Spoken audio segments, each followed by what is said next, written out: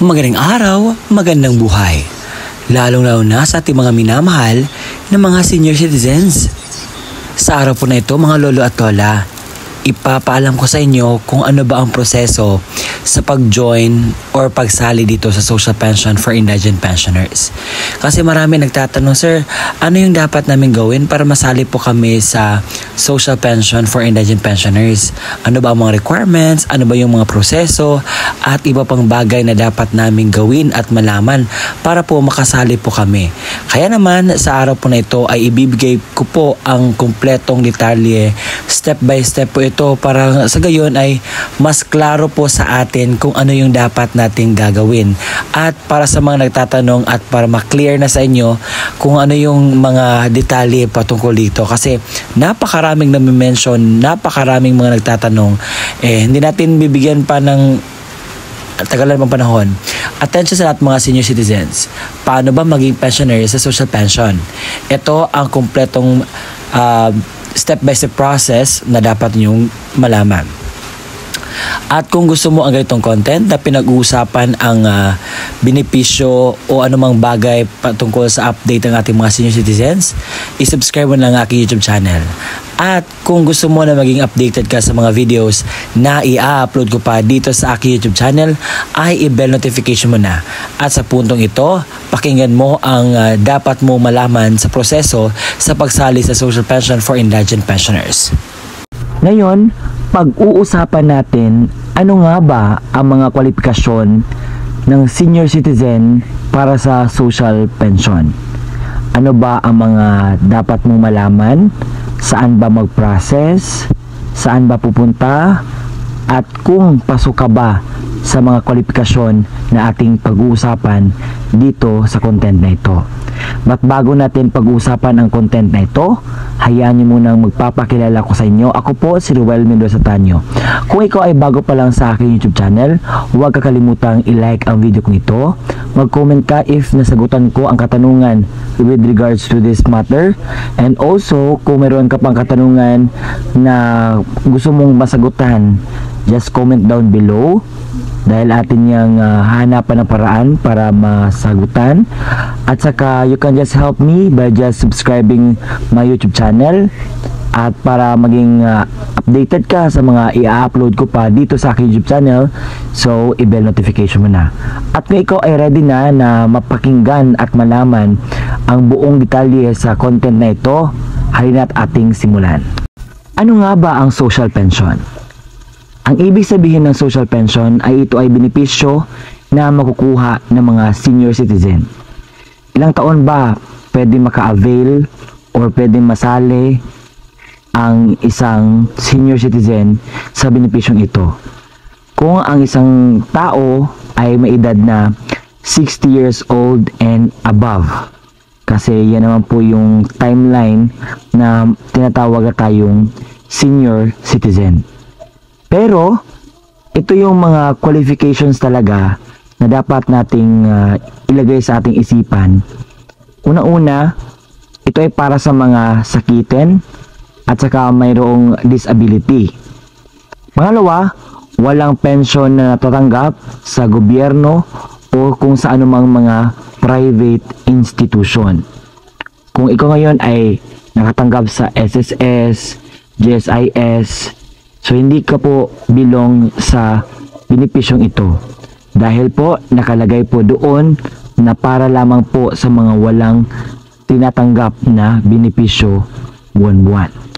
Pangatlo ay walang permanent na income. Ibig sabihin walang trabaho, walang panghanap buhay. So ganon. Kung ngayon ikaw ay pasok sa lahat ng mga qualifications, so ang gagawin natin ngayon ay kinakailangan mag-apply tayo. Ngayon pag-uusapan natin saan ba tayo mag-a-apply ng social pension for indigent personnel. Tayo po ay mag-a-apply sa DSWD. Alam ko mayroon na kayong ideya kung ano po ang DSWD at kung saan po ang pinakamalapit na DSWD office sa inyo. Doon po tayo pupunta. So una-una po ang gagawin natin is mag-fill out tayo ng form na magpa-register tayo doon. So hahanap tayo ng makakatulong sa atin. If kayo po ay hindi na po kayo makakita at filled out ng form, you can reach someone na tutulong sa prosesong ito. Pwede po kayo magpatulong sa iyong mga anak o sa kung sino pa yung pwede mong lapitan. At pagkatapos na mag-filled out ng form na ito, so ang gagawin is mag-validate po iyon kung ang ginawa mo ay tama, kung ikaw po ba yung tao na yon na nag-file ng social pension. Pangalawa is kinakailangan pong magdaan kayo sa interview. So sa interview, basic questions, kung ano yung nilagay mo doon sa form, kung totoo ba yun o hindi. So yun naman po ang mga malagay na details po sa inyo. So pangatlo, ito po ang gusto ko pong i-clear sa inyo. Baka kasi ngayon nalagay sa isip nyo na ako ay isang senior citizen na at automatic na ako makapunta at mabigyan ng mga ayuda or mga benepisyong ganito. So you need to do the process po, magpa-register po muna para malagay po yung pangalan po natin. At take note na ang social pension po ay meron lamang pong slot or meron pong mga indicated mga ilang slot na po para dyan dahil punong-puno na po ang social pension na benefits. Napakarami na pong nakapag-apply at mga kwalipikado, mga beneficiaries sa social pension. Kaya, ang gagawin natin, kinakailangan tayong mag-antay ng ilang months, years before tayo makapasok sa social pension. Kaya, maraming mga nasa waiting list. So, kung mabakante yung isang slot, so meron isa naman ang ipasok. So, hindi ibig sabihin po na pasok na kayo sa qualifications ay makakapasok po kayo kaagad. Hindi po ganun. Kinakailangan pa po na mag-antay tayo na mayroong slot na ma-open para naman tayo na maka-avail sa benepisyong ito.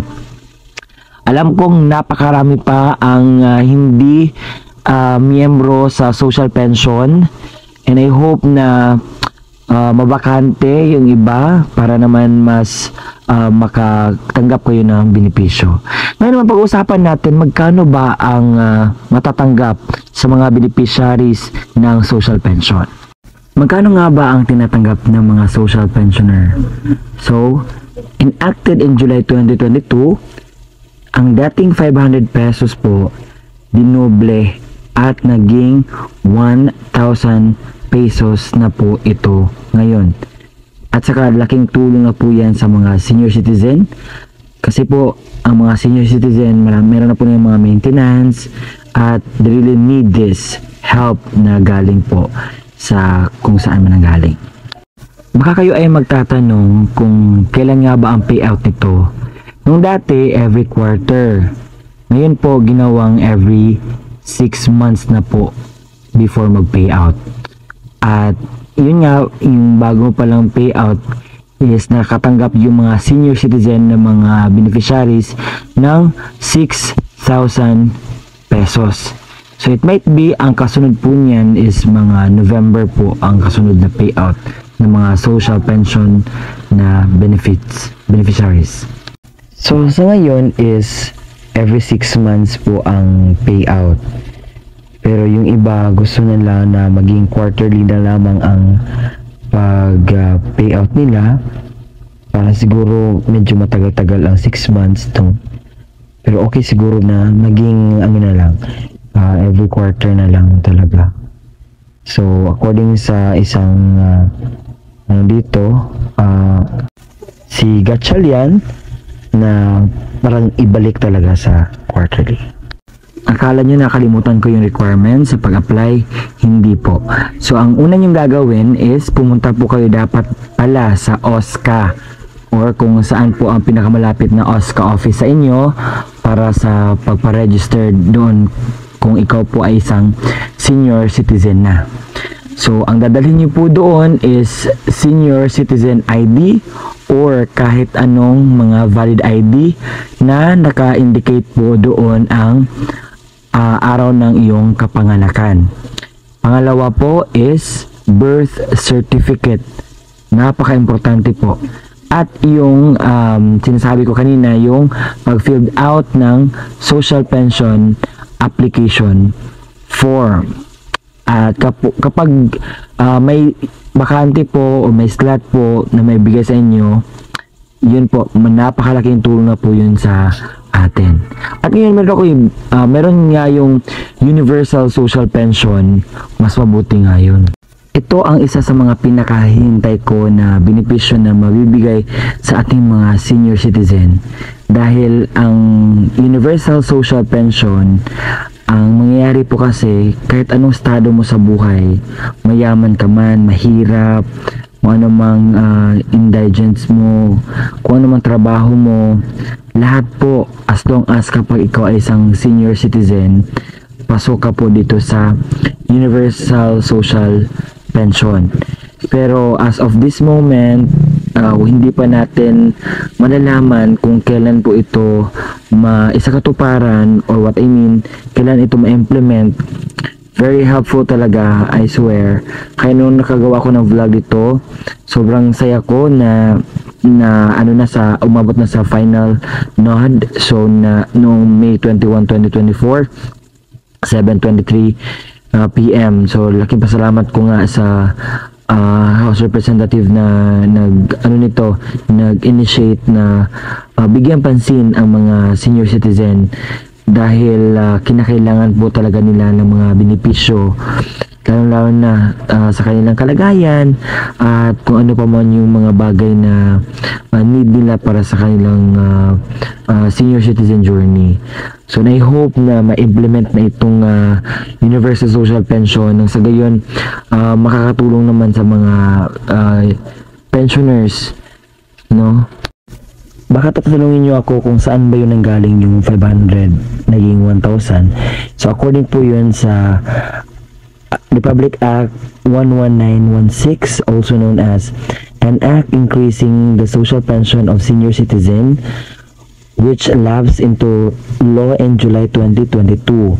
Indigent senior citizens are now entitled to a monthly stipend of 1,000 pesos from the previous 500 pesos per month starting January 2024. So, ayun po, nakita po natin ang kung saan po nanggaling po yung impormasyon na iyon na sabi ko kanina.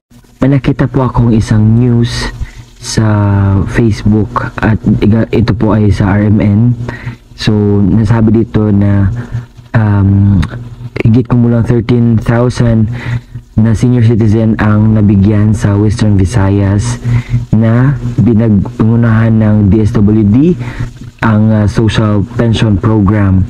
So sa Visayas po, yan po, marami nakatanggap. Isa po yun sa mga pruweba na ang social pension po ay really helping and giving the best for our senior citizens na mga beneficiaries.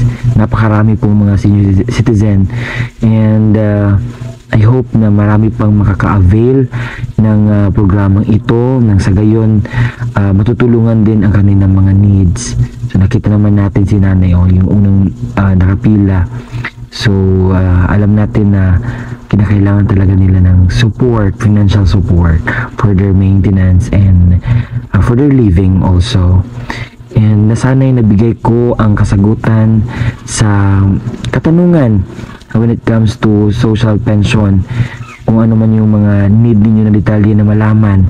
So binigay ko lamang po ang kasagutan sa katanungan, and I hope na nakatulong ako sa pagbigay nito at hindi ako magdalawang isip na magbigay ng mga impormasyon when it comes to helping everyone, lalo na sa mga senior citizen, dahil malapit po yan sa aking puso.